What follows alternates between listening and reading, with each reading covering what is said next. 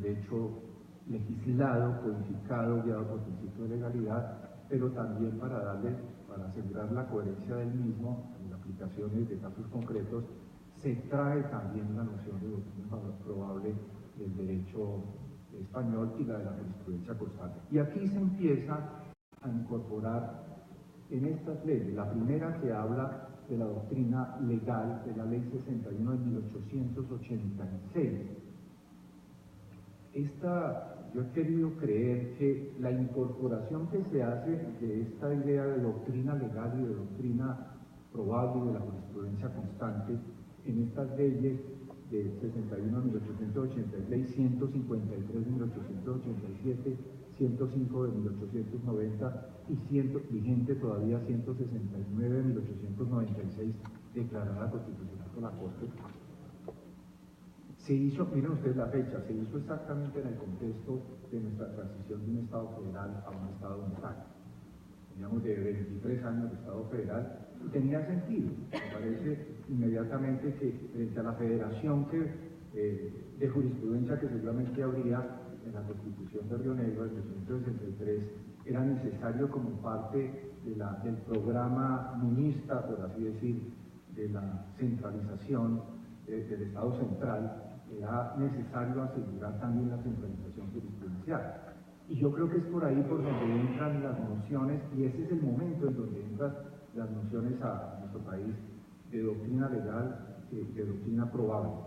En ese momento de transición de aseguramiento del Estado central, pues tenemos una nueva Corte Suprema Nacional, por así decir, que va a recoger y asegurar que los recién convertidos estados federales en departamentos, pues tuviesen la doctrina asegurada. Mejor dicho, la noción de doctrina legal y jurisprudencia constante y doctrina probable es un sucedáneo de lo que va a ser todo este proyecto de la regeneración munista en un Estado centralista.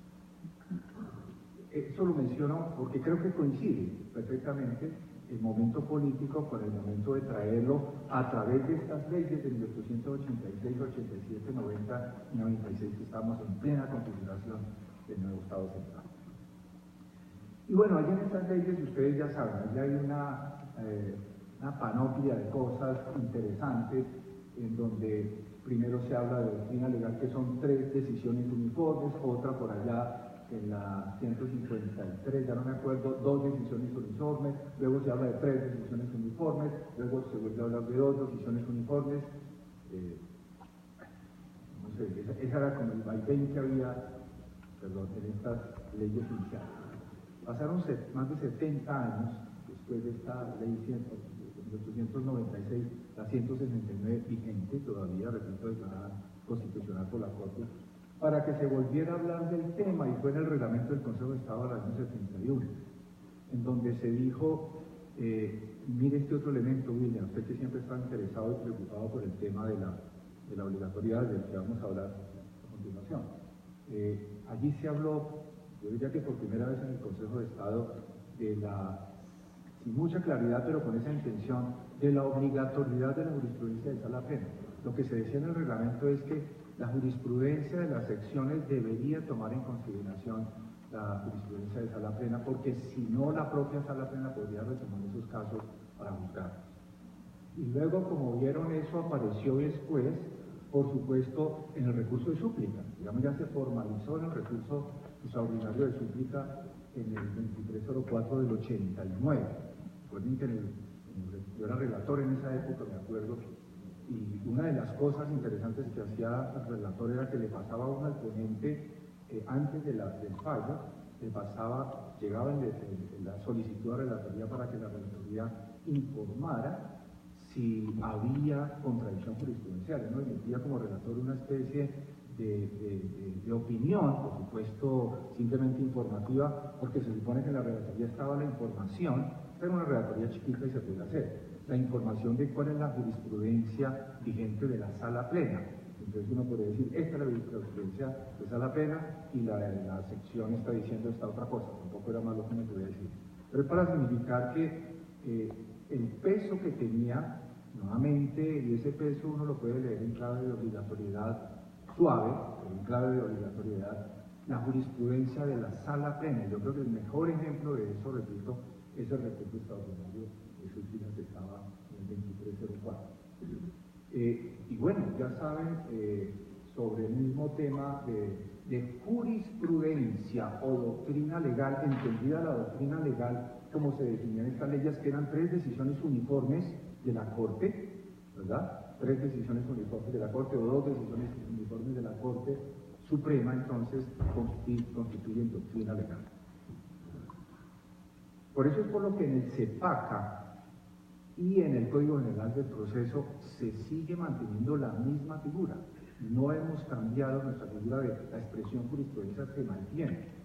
Extensión de jurisprudencia o sentencias de unificación jurisprudencial o recurso extraordinario de unificación jurisprudencial. Mantenemos hasta hoy la tradición de la expresión jurisprudencia. Incluso hubo por supuesto en la Constitución del 91. La Constitución del 91 se habla de jurisprudencia como fuente auxiliar. La Constitución no se habla para nada. Quien introdujo la expresión precedente fue la Corte en el año 93 en una sentencia de estas primeras que sacó la Corte. Y yo creo que con ocasión de la introducción, después de esa sentencia, de la expresión precedente, indujo al legislador a que en la 1385 del 2010, por primera vez, se hablara de precedente en nuestra legislación. Pero ¿en qué contexto se habló de precedente en la 1385? En la 1385 se habló de precedente para estos cambios de turno, de alteración de los turnos en ciertos temas, en materia laboral, en materia de algunos temas laborales, de prestaciones, en materia de responsabilidad, los temas estos reiterativos de conscriptos, de uso de armas, de dotación oficial. Y allí se dijo que frente a ese tipo, cuando hubiese claridad del precedente, dijo esa ley, se podrían saltar los turnos. Entonces uno podría decir, bueno, finalmente sí tenemos una ley que habla de precedente, pero basta leer los términos en los que está la ley en ese punto. Miren como dice, este es el artículo 113 de la ley 1385. Acúltese a los jueces, tribunales, altas cortes del Estado, sala disciplinaria del Consejo de la Judicatura y a los consejos seccionales de la Judicatura para que cuando existan precedentes jurisprudenciales, atención, conforme al artículo 230, que habla de jurisprudencia, al artículo 10 de la ley 153 de 1887 y el artículo 4 de la ley 169 de 1896, o sea, allá nunca se habló de precedente.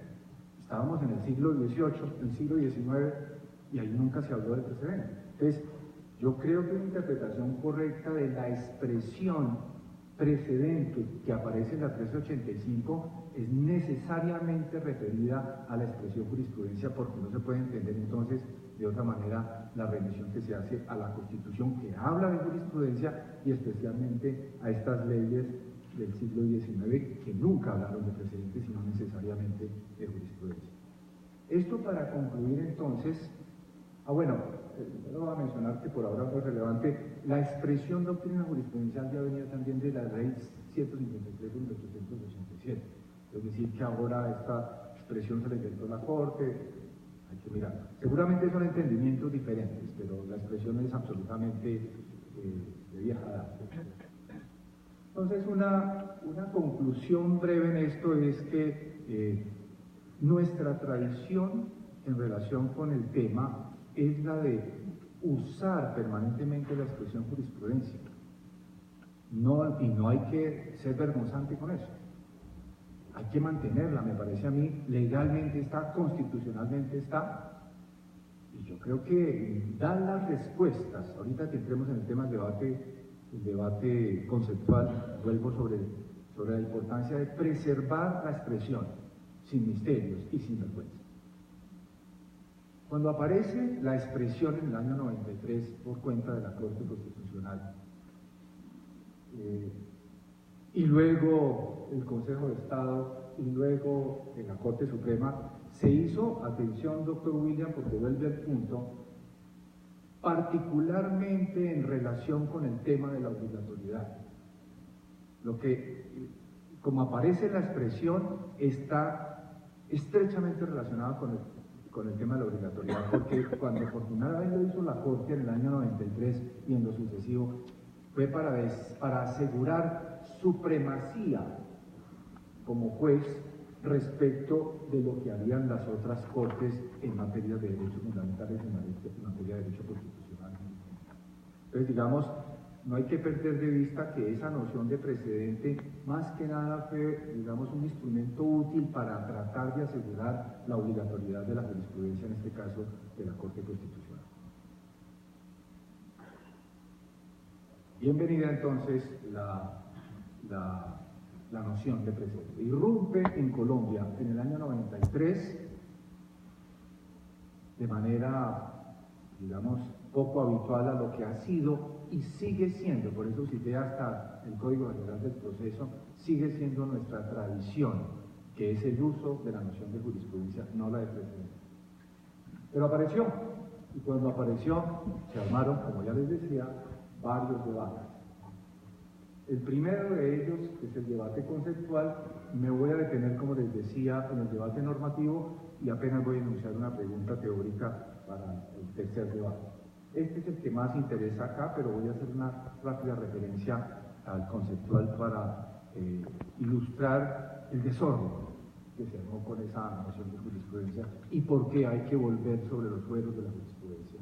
Eso es lo que yo creo. O cualquiera de los dos, pero no tratando de hacer distinciones, eso que le teme tanto Nino del esencialismo conceptual, no sirve para nada.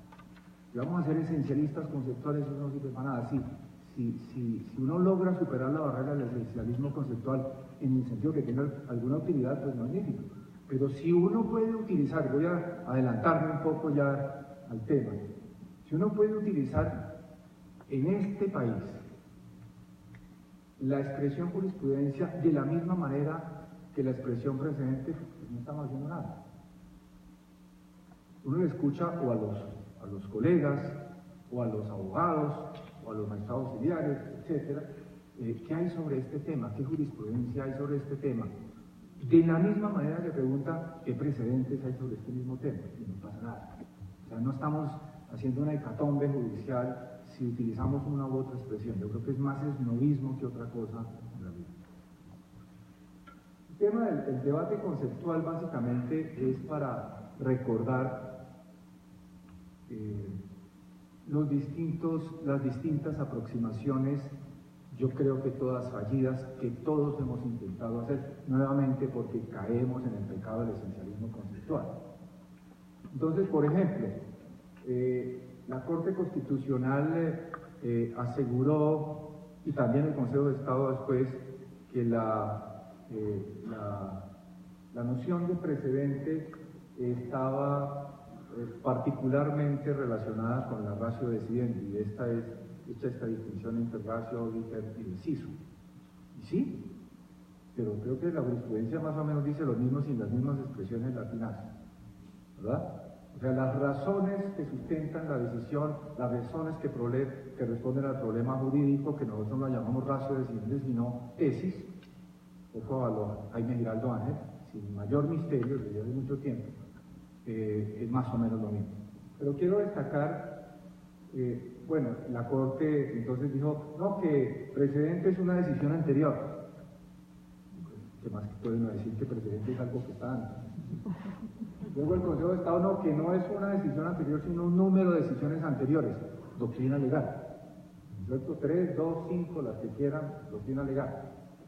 O esta, que es bien interesante y retadora, la sección quinta, en alguna providencia dijo, mire, para uno identificar realmente lo que es un precedente, tiene que tener en cuenta si lo que hay es un ejercicio meramente hermenéutico, en el caso, o hay un ejercicio creador de derecho.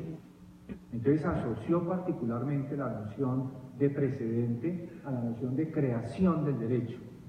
Y ahí estamos en problema. Nos pareciera muy atractiva, pero yo creo que hay un problema teórico complicado. Porque entonces, recuerden ustedes que en teoría jurídica el debate central está entre los positivistas y no positivistas, en donde para el positivismo jurídico todos creamos derecho cuando hacemos fallos, todos creamos derecho. Mientras que para los racionalistas, incluidos los naturalistas, no se crea derecho, sino que se descubre el derecho. Y vienen todos estos problemas de aplicación o no retroactiva de la jurisprudencia, etc. Entonces, imagínense ustedes, si yo soy un juez que me confieso como positivista, entonces no podría hacer precedentes, perdón, que me confieso y un naturalista como muchos, entonces yo no podría decir que creo, que hago precedentes, porque allí no creo, un naturalista nunca crea derecho, sino que lo descubre, ¿verdad? Hace un ejercicio hermenéutico de descubrimiento de lo que estaba en los principios, o de lo que estaba en la norma, o de lo que estaba en todo el sistema jurídico. Entonces, repito, uno no podría decir, o podría decir, con base en esta tesis de la creación, de la actividad creadora, como parte del precedente, que los que crean, que el precedente son los que crean los positivistas, no más. Mientras que los que crean la actividad judicial que hace un no positivista, un no racionalista, Alexis, Nino, Dworkin, por ejemplo, entonces ellos no hacen precedentes. Ese es un debate que tiene que enfrentar esa jurisprudencia, que me parece compleja, para decir que esa es la característica, el quid de la noción de precedente. Si uno quisiera, esto lo pongo acá, pero de una vez advierto que es para rebatirlo, si uno quisiera meterse en el debate conceptual, podría llegar a alguna distinción de este tipo: que la jurisprudencia es el resultado hermenéutico autorizado es hecho por un juez, por ejemplo, en virtud del cual el juez realiza una estipulación, la idea de estipulación en el sentido de los analíticos, entonces que se da un nuevo significado a una expresión que no se entiende en el contexto de la aplicación, que amplía o restringe, que es lo que hacemos los hermenéuticos. No siempre estás interpretando algo, está o ampliando, normalmente ampliando, o restringiendo, normalmente restringiendo en casos sancionatorios, que es la idea de Ferrajoli de la estricta legalidad, ¿verdad? La interpretación restringida es la garantía en términos sancionatorios, en el derecho penal. Amplía o restringe el entendimiento de una expresión normativa y con ello cobija o excluye el universo fáctico relevante, que es lo que hacemos todos los días. Tenemos un caso X, tenemos una norma que aplicar, vemos para saber si se hace o no la subsunción de los hechos del caso en la norma aplicable, tenemos que hacer un ejercicio hermenéutico ahorita respecto de la norma aplicable para ampliarla o restringirla. Si la ampliamos, normalmente cabe el caso; si la restringimos, normalmente sale el caso, y eso tiene como respuesta la negación o la concesión de las presunciones, ¿verdad? Eso es lo que hacemos habitualmente. Entonces uno diría, jurisprudencia es hacer un ejercicio hermenéutico que le ayude al juez entonces a dejar lista la premisa normativa para ver qué tenemos en el caso, a efectos de saber si entra o no en el caso. Yo creo que es el ejercicio que hacemos habitualmente como jueces. Y el precedente entonces sería la regla específica establecida judicialmente en la solución de un caso con vocación para resolver otro semejante. Lo que uno puede tratar de meter como diferencia es una cuestión de énfasis, en donde la jurisprudencia entonces estaría más interesada en el tema hermenéutico de la norma aplicable al caso, mientras que en el precedente hay más énfasis en este extremo. Está más interesado en el caso que va a caber en la regla. Pero bien mirado, es una distinción falaz. Una cosa es que se haga una interpretación de una norma por parte de un doctrinante que no tiene ningún efecto práctico, bueno, tiene efectos importantes, pero no tiene el efecto práctico de administración de justicia, mejor, que no tiene ese efecto práctico. Y otra cosa es la interpretación que nosotros como jueces autorizados hacemos. Nosotros no hacemos interpretaciones para dejarlo allí englobado, es para resolver este caso que tenemos, este caso. Entonces, esa manera de entender la jurisprudencia como interpretación de una norma, no para dejarlo doctrinariamente como una opinión calificada, sino para ser aplicado a un caso concreto, pues es exactamente lo mismo que se haría con el precedente. El precedente, al contrario, también, si arranca del caso y le interesan mucho los detalles del caso, en nuestro sistema romano-germánico legislado, codificado, guiado por el principio de legalidad, siempre tiene que tomar en cuenta la normativa.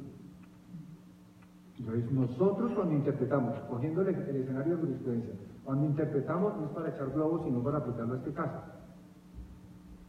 Y el precedente se engolosina con el caso y los detalles del caso para el distinguishing, el overruling, lo que quieran, se engolosina con el caso, pero no por el caso como lo haría la jurisprudencia anglosajona y lo resuelve con el derecho común. No, nosotros tenemos que engolosinarnos con el caso hasta que nos dice, mire, ese caso tan detallado que tiene, mire a ver qué norma le aplica. O sea, siempre hay una relación en la jurisprudencia de la norma hacia el caso y en el precedente del caso a la norma.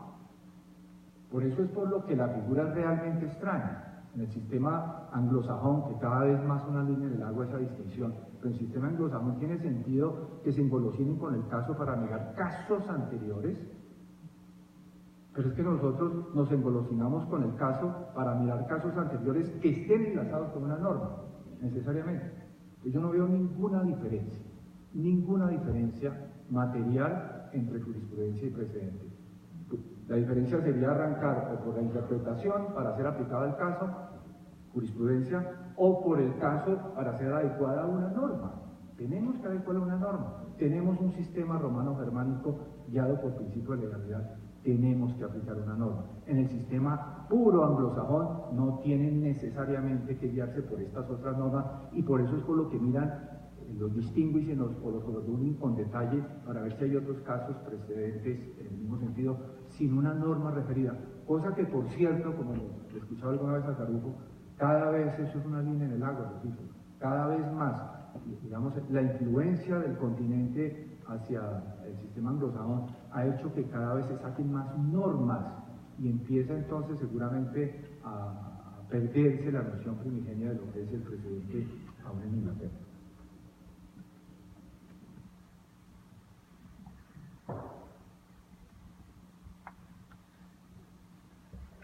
Entonces, cuando yo hable en adelante de precedente, es jurisprudencia. Cuando hable de jurisprudencia, es de precedente. Según les guste. Y entramos entonces en el debate interesante, que es este debate normativo, que como les decía, tiene dos aristas. La primera, de alguna manera ya he mencionado, está relacionado con la alteración del sistema de cuentas. Y esto creo que es bastante conocido. Mi posición en eso de entrada es que yo creo que sí está alterado el sistema de fuentes. Con la alteración del sistema de fuentes, inmediatamente adquiere carácter normativo el precedente o la jurisprudencia, y yo no encuentro un argumento que me haya convencido todavía para decir que una jurisprudencia doctrina probable o como la quieren ustedes llamar, no deba ser obligatoria. Creo que es un poco una contradicción en los términos decir que uno puede pensar a esta escala, que el sistema jurídico siempre tiene un órgano autorizado. El órgano autorizado es el juez. Ustedes piensan en un juez de alta corte, pero puede ser cualquier juez, no necesariamente un juez de alta corte. Y lo que hace un juez necesariamente es interpretar. ¿Y qué es interpretar? Sino nada distinto a esclarecer los términos en que está referida la norma original. Como dice uno, que me gusta mucho, como se nota por las citas, una definición bonita. Interpretar un texto es hacer otro texto con mayor eficacia comunicativa. Cuando uno interpreta, hace esta interpretación no como proceso psicológico, sino como resultado. Interpretar un texto es hacer otro texto. Y si ese texto lo hace un órgano autorizado, yo no veo por dónde no haya obligatoriedad. Si yo estoy obligado a esta norma, que tiene una serie de expresiones ambiguas que un juez autorizado las está detallando, no veo por dónde, teóricamente, no he encontrado un argumento que me convenza distintos, digamos, a unas interpretaciones muy exegéticas del 230 cuando dice que es un criterio auxiliar. Y yo creo que la Corte en esto ha avanzado mucho acerca de lo que realmente está diciendo el artículo 230, que es un tema de independencia judicial más que de otra cosa. Y toda la noción de bloque de constitucionalidad me parece que lleva la misma idea, y es que no solamente se deben incorporar al bloque de constitucionalidad las normas positivas en estricto sentido, sino lo que hayan dicho los órganos autorizados. Ahorita en la pregunta teórica vuelvo sobre ese punto porque me parece que cada vez más somos irrealistas que positivistas. Esto es cada vez más, uno siempre se pregunta en la práctica ¿qué ha dicho la Corte de esto? ¿Qué ha dicho el Consejo de Estado de esto? Y si eso no es irrealismo, entonces no es que es irrealismo. Y con eso se le está dando la fuerza al juez autorizado, la fuerza que tiene la propia la norma, se traslada inmediatamente a la interpretación de la expresión correspondiente de la misma que está en cuestión. Sin perjuicio de las preguntas y las intervenciones, yo ese punto lo dejaría allí para detenerme en el otro. Yo creo, mi opinión en el tema, repito, es que no hay salida después de la Constitución del 91 para pensar que las normas, la jurisprudencia o el precedente no sea obligatorio. Ahí se pueden hacer distinciones, claro, es obligatoria la ratio de Sedendi, es obligatoria con mayor fuerza la cosa juzgada constitucional que hace tanto la Corte Constitucional como los jueces de la jurisdicción contenciosa encabezados por el Consejo de Estado en control de constitucionalidad. Pero si a eso se le agrega, por ejemplo, justamente lo que ha dicho tanto el Código General del Proceso como el CEPACA, yo creo que las normas que hay allí en el artículo 10, en el 112, en el 269 y siguiente, refuerzan la idea de la obligatoriedad de la jurisprudencia. El recurso extraordinario de unificación jurisprudencial, ¿cómo qué será? Pues un reclamo a la obligatoriedad de la jurisprudencia. Yo creo que hay más, no solamente argumentos teóricos, sino argumentos normativos importantes para considerar que la jurisprudencia es obligatoria. Y luego sí viene pues el dolor de cabeza, doctor William. Cada vez que el doctor William me hace una pregunta y un caso concreto para mirar mis tribulaciones teóricas sobre el tema, digo, ¿será que sí quedó bien la reflexión? Porque es donde tiene sentido realmente este tipo de especulaciones, cuando se hagan casos concretos.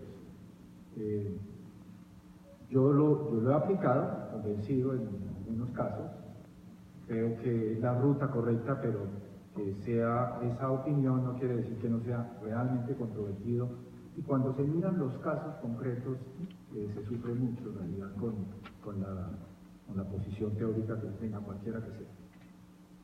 Pero en esencia, entonces, el tema es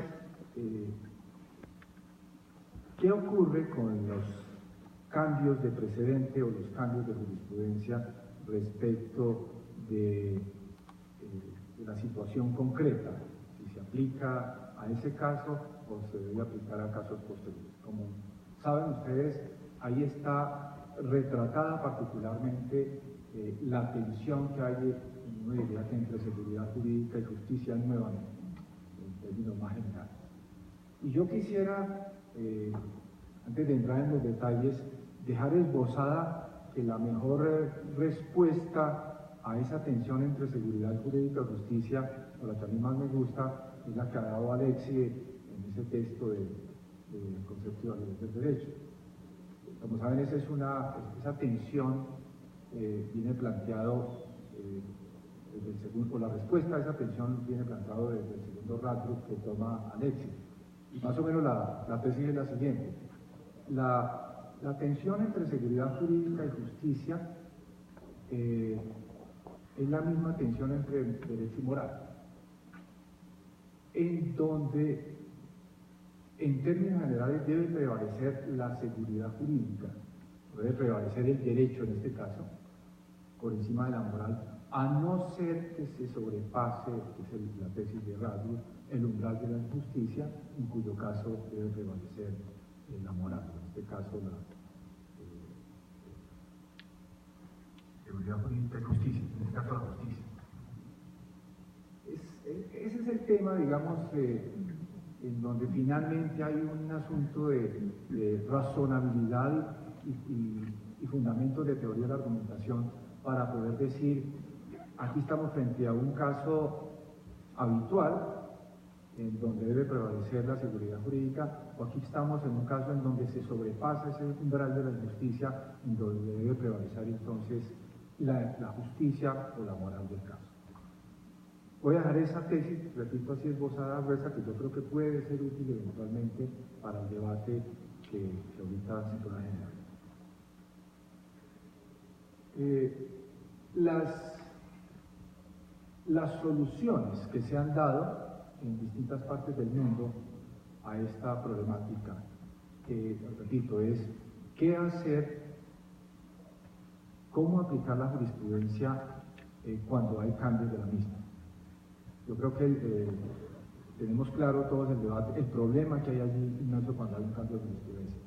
El cambio de jurisprudencia, inmediatamente se cambiaron las reglas con las que hablaron las partes durante el caso, ¿cierto? Las partes, cualquiera que sea, el demandante o el demandado, jugó con las reglas jurisprudenciales vigentes al momento de la presentación o de la contestación de la demanda, por ejemplo. Y entonces un cambio de jurisprudencia aplicado a ese caso inmediatamente asalta a las partes y entonces rompe la seguridad jurídica, de un lado. Y de otro lado está la necesidad de la evolución jurisprudencial que prima facie debería afectar al caso, no a casos futuros, porque si no, digamos, el objeto del litigio en donde se produjo esa jurisprudencia queda literalmente como nómita, de alguna manera. Y segundo, como se dice coloquialmente, quien eventualmente haya planteado el cambio de jurisprudencia, pues lo que quiere es que se le aplique a él, no a otros. Algo así como que la institución o el abogado gana el caso y pierde el pleito. Pues así no vale. Yo peleé cambios para que me lo apliquen a mí, no para los casos posteriores, porque no se vale. A esa gracia yo me hubiera quedado cambiado. Ese es, digamos, puesto de manera muy coloquial el debate. ¿Cómo se ha solucionado? Yo creo que la primera vez que, en el rastreo que yo hice, la primera vez que este tema se presentó fue en Estados Unidos, en los años 60, en donde existía una jurisprudencia de la Corte Suprema de Estados Unidos en la que valían las pruebas del caso, cualquiera fuera la forma como hubiera sido obtenido. La policía obtenía pruebas como quisieran, para no decir expresiones que se lean fuera de contexto. La policía obtenía las pruebas y llevaban las pruebas al caso, y según esa jurisprudencia se aplicaban, no importaba la forma, sino la materialidad de la prueba, decía la jurisprudencia. Y entonces eso lo cambiaron. Eso fue una jurisprudencia del año 40 y en el año 60, en el contexto de los movimientos de derechos civiles, en los Estados Unidos cambiaron la jurisprudencia para decir que esa prueba tenía que tener, debía ser obtenida sin violación del debido proceso, ¿verdad? Claro, entonces cuando se cambió la jurisprudencia en la Corte, todo el mundo pidió libertad, porque los habían juzgado o los estaban juzgando precisamente con base en pruebas obtenidas de cualquier forma, con esta nueva regla que exigía que debía hacerse conforme a reglas jurídicas, conforme al debido proceso. La policía no podía hacer lo que quisiera. Y entonces, la consecuencia de eso, precisamente en el año 70, fue que todos los condenados, repito, empezaron a pedir libertades habeas corpus y con los procedimientos que fueran en caso. Y eso fue un caos. También porque viene el otro extremo, esas aplicaciones retroactivas y los costos sociales que eso pueda tener. Hubo necesidad de hacer una de las primeras enmiendas constitucionales para solucionar eso. Una enmienda constitucional para decir que esa sentencia de la Corte tenía efectos ejecutorios y dejar a salvo, dejar los presos quietos, mal condenados, pero entonces para hacer prevalecer el tema de la seguridad jurídica, dejar los presos quietos. Y eso ha sido aplicado en varios países. En el rastreo, repito, México lo hace, Perú lo hace, España lo hace. Aplican regularmente al futuro para preservar la seguridad. Por ahí está circulando ya las últimas firmas de una sentencia que llevamos recientemente a sala plena, que tiene algo de eso, que fue un caso que, la última ponencia que salió allá en la sala plena, las que yo presenté, que era responsabilidad por el hecho del legislador, donde la ley, una ley del 2001 creó un impuesto para grandes contribuyentes, una tasa en realidad para grandes contribuyentes, la pagaron durante un tiempo, luego la Corte la declaró constitucional, ¿verdad? Con efectos, sin decir cuáles eran los efectos, y entonces empezaron a reclamar pagos de lo no debidos, y eso llevó hasta acciones de reparación directa por el hecho del legislador. Y ahí está nuevamente ese debate, ese ilustra un poco el debate, en donde, por cierto, para ilustrar ese debate, la ponencia, lo que espero que sea la sentencia, da cuenta del desorden jurisprudencial que tenemos allá en ese tema. El desorden, hay que decirlo con todas sus letras, donde unos concedían, otros negaban, luego tutelaron los que concedieron y las tutelas salieron en sentidos diferentes. Cuando las tutelas ordenaron rehacer los fallos, los distintos fallos de las distintas sucesiones también salieron en sentido diferente, porque habían distintos entendimientos de la aplicación retroactiva o no de los efectos de la sentencia de la Corte. Esto tiene efectos realmente dramáticos si no se es por lo menos consciente del debate que hay allí. Creo que esa es la primera lección que podríamos sacar hoy. Ser conscientes que hay un debate fuerte y no ir aplicando hacia el futuro o hacia el pasado sin tener mayor noción de lo que está pasando, de lo que se está cocinando debajo de esto. En Francia hubo un caso un caso de responsabilidad, por cierto, el famoso caso de la Florette, en donde se dispuso la aplicación retroactiva de la jurisprudencia. Esto es retroactiva, cuando yo hablo de retroactivo es aplicado al caso que está resolviendo. No es otro entendimiento que yo le voy a repetir, es a ese caso, ¿verdad? Y luego esto generó un gran debate en Francia y terminó en que el presidente del Consejo de Estado francés dispuso la creación de un gran comité para que se analizara el caso. Se hizo un estudio reciente, esto es del año 2010, 2005, que se terminó con lo que se llama el informe Molfesis. Y así, profesor Valbuena. Y en el informe Molfesis, en esencia, propone que la regla general de la aplicación de la jurisprudencia es retroactiva. Esto es para el caso, no para casos futuros. Si ustedes revisan la jurisprudencia del Consejo de Estado, esa ha sido la regla. Esto es, cuando hay un cambio, y sin hacer teorías sobre cuál debe ser el efecto, siempre que se saca un cambio de jurisprudencia, una variante de jurisprudencia, se aplica al caso.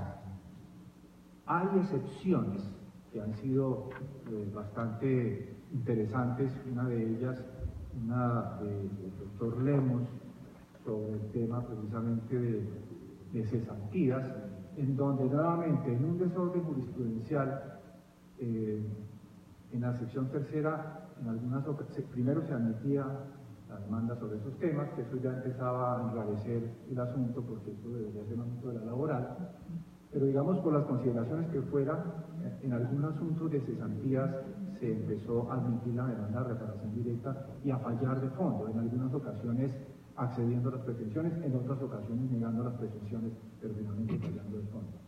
Otras por indebida escogencia de la acción, distintas, etc. Y entonces se llevó el caso a la sala plena contenciosa, y la sala plena contenciosa zanjó la discusión diciendo que eso es de la sección segunda. no tiene nada que hacer en la sección tercera. Pero los casos que ya se vienen tramitando en la sección tercera, dejémoslos quietos. Dejémoslos quietos, que sigan surgiendo su trámite. Digamos, ahí no se aplicó retroactivamente en ese sentido, sino, y esa es la expresión que yo prefiero utilizar, prospectivamente, para casos futuros.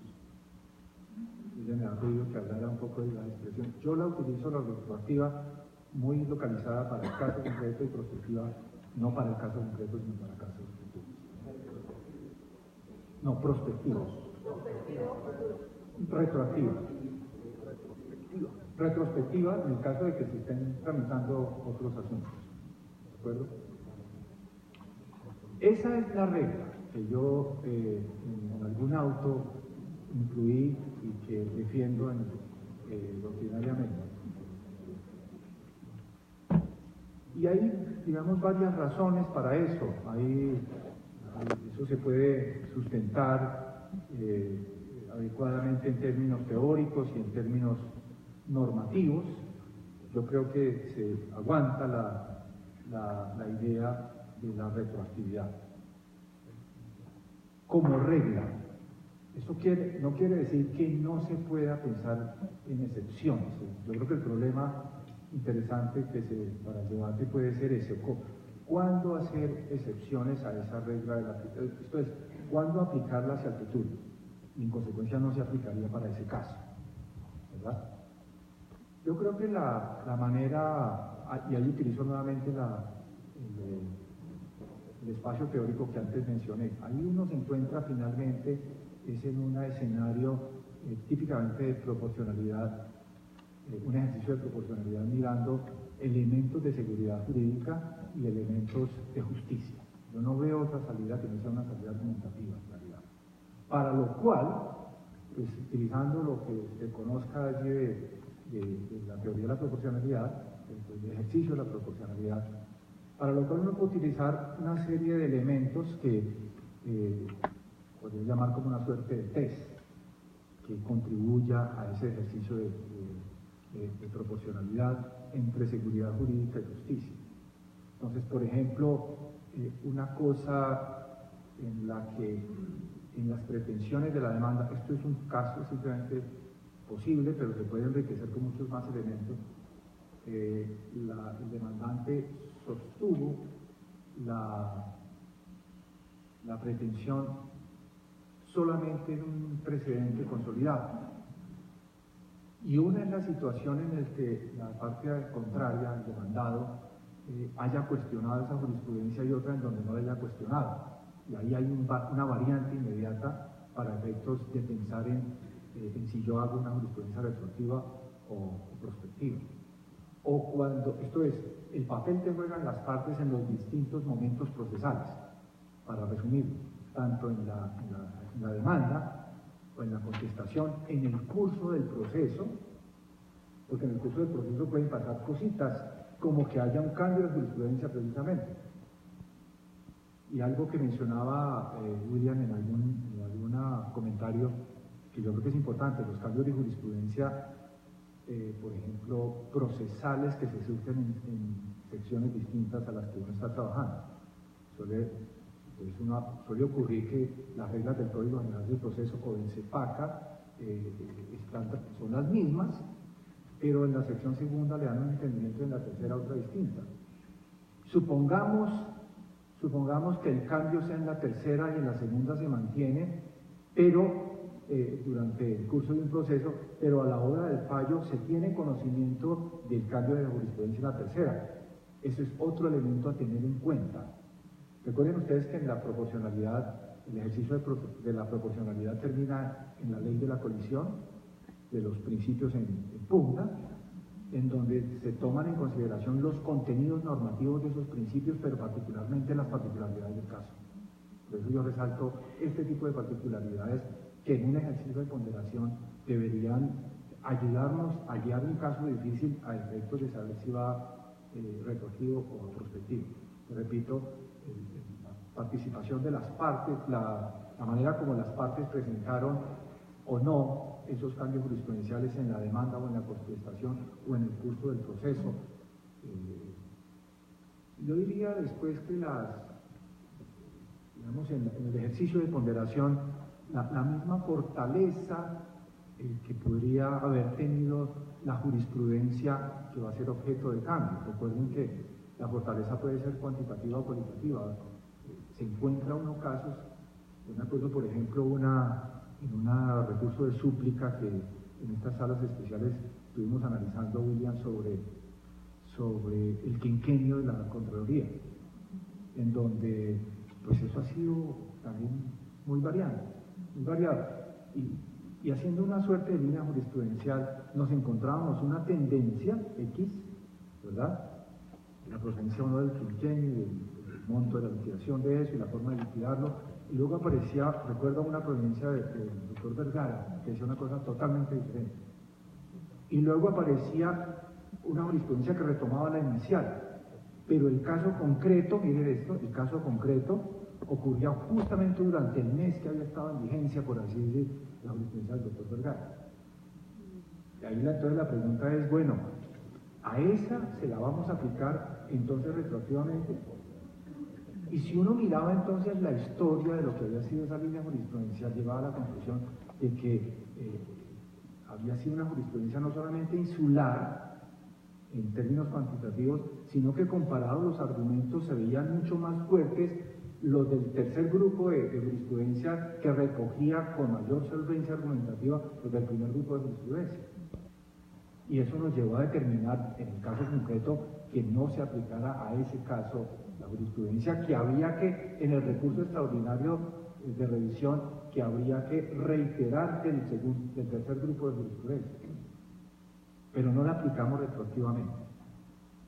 Cuando, digamos, en